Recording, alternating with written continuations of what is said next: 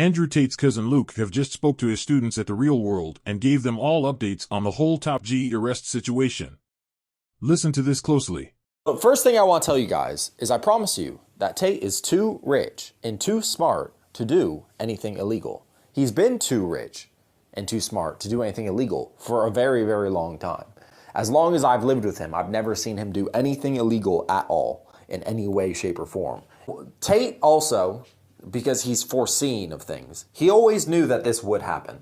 He's told you guys this would happen. He has many interview clips where he said this would happen. It's a 3-life process when you're someone that that let's say the Matrix or the mainstream news or the people in charge do not like you. It's a 3-step process. First, they try and cancel you.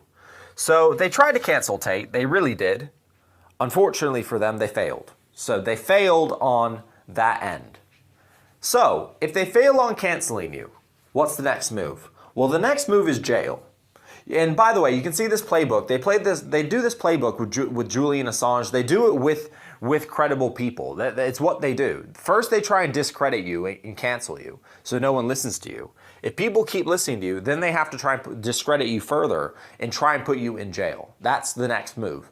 And that's what the Matrix has done. The Matrix is now trying to put Andrew in jail. It's completely bogus charges, but unfortunately, Romania is, you guys can look this up, is known for corruption, and unfortunately, corruption also works to where if the mainstream and the Matrix wants you, they can find a corrupt judge to sign a bullshit paper to get your house raided. And that's really what it is. It's one judge signs one paper, and now your house gets raided, and then you get, and that's how it goes. That's just how it goes.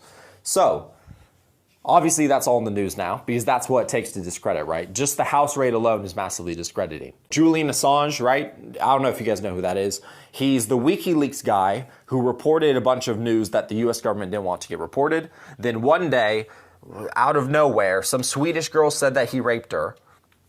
And there's no evidence at all that that happened ever. And I'm pretty sure the charges were dropped and it never even went to court. But by then, he ran away and hid in exile in some embassy. He was in that embassy forever. Then they dropped those charges, and they added on some new charges about something about leaking sensitive information, like it's a sort of terrorist thing. So anyway, that's the playbook they played on Assange. Step 2 done. Will they attempt step 3? Because step 3 is, if they can't cancel you, and if they can't put you in jail, or if jail doesn't ruin your influence, the next thing they do is they kill you. They Epstein you. And Andrew's clearly said on multiple podcasts he will never kill himself. Andrew knew that this would happen eventually. It was always a possibility on the board. It was always, okay, well, we've done well in not getting canceled. We're not going to shut up because we're going to keep changing lives for the better. And okay, so that means step 2 is jail. And Andrew expressed in many podcasts that he knew that that was the case, and that's why he was worried. And obviously he was worried for a good reason, as we can see now. Because frankly, I'm extremely, extremely surprised this happened.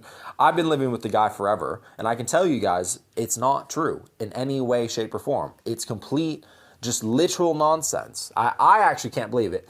It makes me really not trust the justice system at all in any way, shape, or form.